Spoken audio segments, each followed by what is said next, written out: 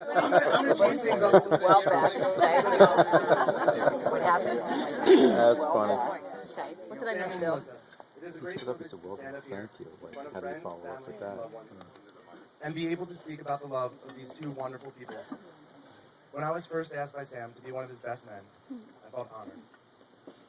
Then, I realized I needed to give a speech. I began to think long and hard on what type of speech I was going to give.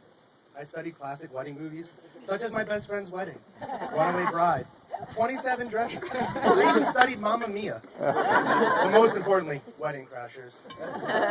I was forced to choose between the classic, heartfelt, and memorable speech, the funny because it's true speech, the short but sweet speech, and last, what I like to call the I never thought the groom would find a wife speech. I had so many options. But then, I had an epiphany. Why be like the others when you can be unique? I told myself, I'm not going to stand up here tonight and tell you stories about how Sam and Melissa first met, what Sam was like after that notorious weekend in Miami. I'm not going to tell you that he was a complete mess.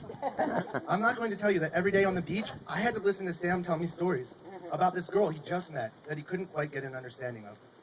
I'm not going to tell you that he told me things like, dude, I don't know what to do. This chick, she's got better game than I do. I'm not going to tell you that Sam would ask me questions like, what do I do next? Do you think I should call her? Should I send her this text? Like he was strategically planning every move he made because at this point, I think he was already hooked. From what I learned in my many hours of research, the speaker typically goes on to talk about the bride next. But again, this isn't your typical wedding speech. For me, I'm not going to tell you about this little brunette girl that would slowly tiptoe barefooted through the halls of Baton Rouge Beach House early in the morning, trying to avoid what would be an awkward breakfast and an even more uncomfortable conversation with my half-dressed dad. I'm not going to tell you that I would wake up at 4 a.m. to Sam and Melissa rearranging furniture in the room next to mine. I'm not going to tell you how perfectly... I'm not going to tell you how perfectly Melissa fits into our family. I'm not going to tell you how truly happy my mom is going to be, because now she will finally have the daughter she never had before. I'm not going to tell you how great of a sister-in-law you have been and are going to be.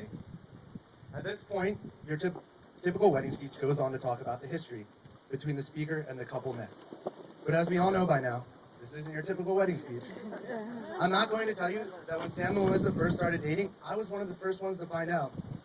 Of course I was told, make sure I don't tell anybody. As they say, with great power comes great responsibility. When we would all go out at night, Sam and Melissa would eventually end up sneaking off together, and I would be the one that would have to fend off the where are Sam and Melissa questions. Finally, that Memorial Day weekend, I gave in to the pressure, and I couldn't keep it a secret any longer.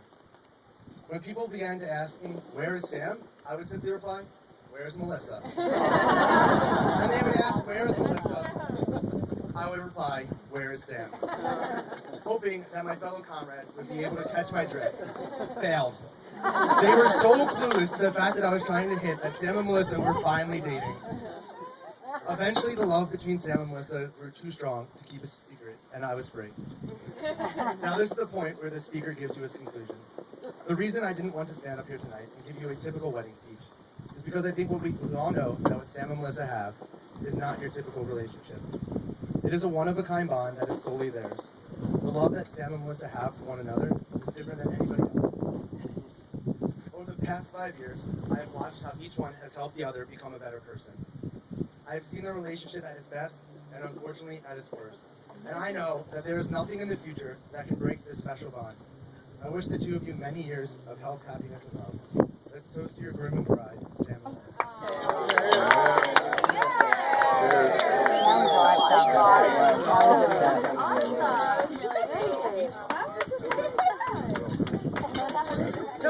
I'm Leon.